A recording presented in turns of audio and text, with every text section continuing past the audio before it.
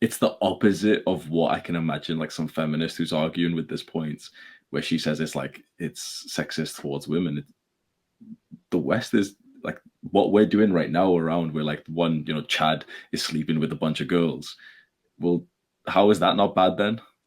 If this is just okay, well now that guy should take responsibility for you, he should take ownership of you. That makes him more of a man. How does it work with a man having multiple wives? Give me a better look at that smile on Anghel, bro. Give me a better question. Like elaborate that a bit. Because you mentioned it before, so Mm, a man can have four wives, a yes, woman can't. I assume that's yes. because of provisioning.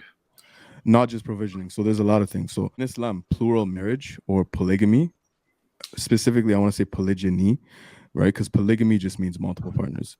Polygyny is one man with multiple partners, right? This is permissible in Islam, and it's the Sunnah. Sunnah meaning the Prophet peace be upon him did it, right? It's a way of his life.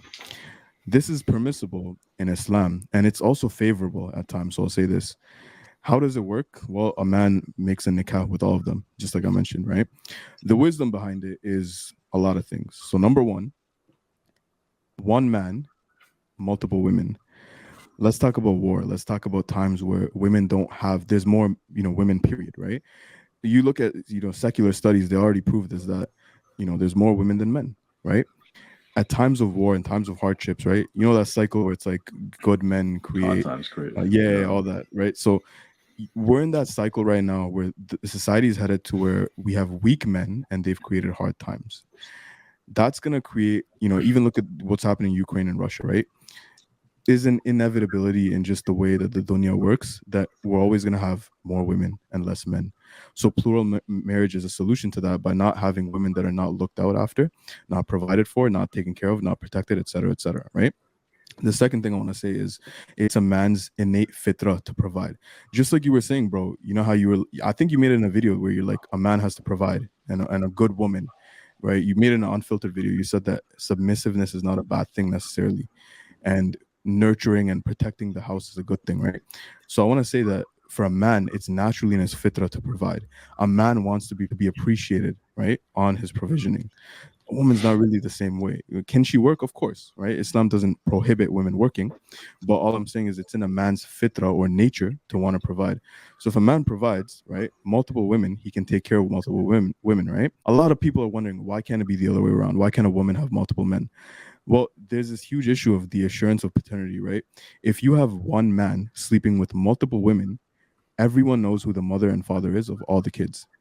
Women never have this innate concern that men have, right? You know what I'm talking about? That is it my kid? Because a kid physiologically, like a baby, literally physiologically comes out of a woman. She doesn't have any doubt in the world. It's like 50% hers in terms of genetic composition.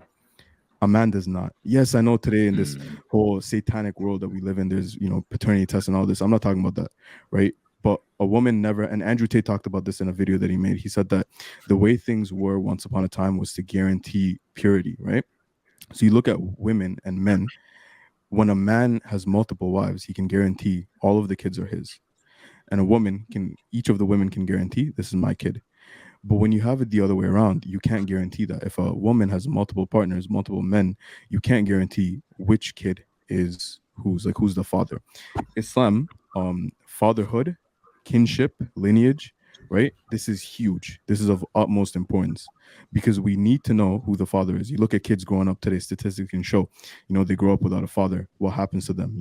They grow up in single mother homes. What happens to them, right? In Islam, we don't have that. We don't even want to place the chance that this could happen. That's why it's not that Mm. plural marriage for women is unrecommended. It's haram, it's forbidden, right? So for a man, marrying it's practical. For a woman, it's impractical, mainly because of the whole you don't know who the father is. But also think about having kids, bro. If one man wants to have, let's say, an average of two kids, Rami said this in a video, and the woman wants to have four husbands, bro. If a woman gets pregnant once, she's out of commission for pretty much 9, 10 months, bro. You know, so for her to get pregnant again, let's say it'll take 2 years for the first husband, for both kids. Then she has to do it again. It's like it's not really practical, bro. Right? And Mm. plural marriage, polygyny, right? One man with multiple women. is only the thing that naturally makes the most sense. You see a lot of men in the red pill sphere saying, I just want variety. See, men and women are different in that too, right? When a woman truly loves and submits to a man, she doesn't want another man, right? But for a man, if he truly loves you, if he wants another woman, it doesn't mean he doesn't love you as much as, he says he does. It's just an innate fitra type of, hardwired mechanism in us, bro. We can't control that. Yeah. So he's basically saying that I will take care of this woman times four for his four wives. That's essentially what it is. The only reason we're really having this discussion is in the West, we are monogamous. If in the West we were polygynous, then we wouldn't talk about it. It wouldn't be an issue. It would just be how it is. But I just want to throw it out there. When it comes to polygyny, God says in the Quran, marry in twos, threes, and fours. But if you cannot be just between them, if you cannot be fair between them, meaning you provide basically equally to them, you give equal time to them, you're fair and just. If you can't be just and fair, then marry only one. It's a direct command from God. So only men who are in a certain position, who are capable of actually being fair with their wives, are allowed to. Men who don't have that ability are not allowed to. And look how beautiful that is, bro. Like you get in the car, you're taking the ownership of like, okay, I'm the one that has to take care of her. I'm the one that has to provide. I'm the one that has to do all this. And it's like, look, for men, we develop under pressure. It's in us, like if we don't have pressure, if we have a comfortable life, like brother, if I'm here at my parents' house and I have all the luxuries in the world, all the food that I could want, and I can make money, I can make all the money that I want through here, like I'm sorry, but it's not gonna be the same as if, like you said in your video, as if you got a girl and you got her pregnant and you got this kid on the way.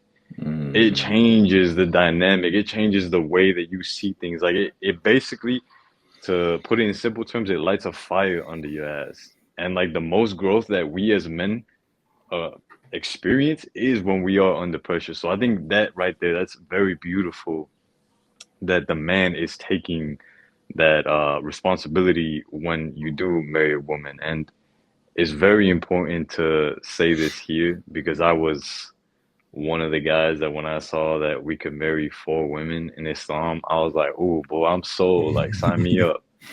Like I think it's very important to say that it can't be out of desire. Like you can't say, "Oh, I desire to be with multiple women, so therefore I'm going to marry multiple women." Because again, like Rami said in the Quran, God says very clearly, if you can't be just, if you can't support them, don't do it. It's gonna end very horribly if you do. He's saying it very clearly right there. And then as well, you have to understand like your intention matters most. So if your intention to get married to multiple women is just to fulfill your sexual desires, bro, like there's gonna be some issues. But like Faya was saying, if you have these women who they have kids and they no longer are married, and they have no one to provide for them, to protect them, to do any of this stuff. At that point, that's no longer desire. Now you are taking on another responsibility to be able to take care of this woman and the children that she's bringing as well. And I guess the last thing I want to say is that if a man truly were to do this, right? If a man were to truly be with multiple women, not out of desire, but because he's genuinely doing it for the sake of God. Like he genuinely wants to help. He wants to provide and protect these people, these women and these children. Like imagine the growth that this man would incur, I should say. That's crazy, bro. Yeah. That's the 100%. thing, bro. And it's not just desire, right? Oh no. Like there has to be something more, bro. There has to be that accountability.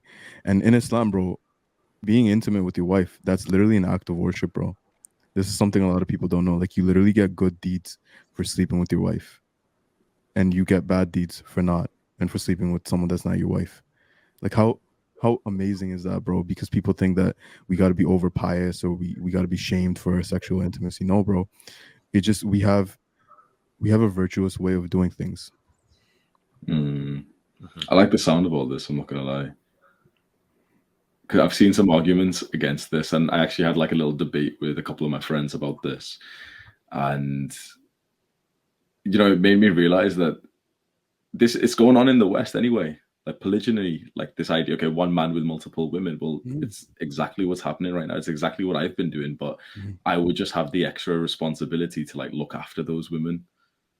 It's like I'm coming from a Western perspective right now, and it's strangely like it's the opposite of what I can imagine like some feminist who's arguing with this point, where she says it's sexist towards women.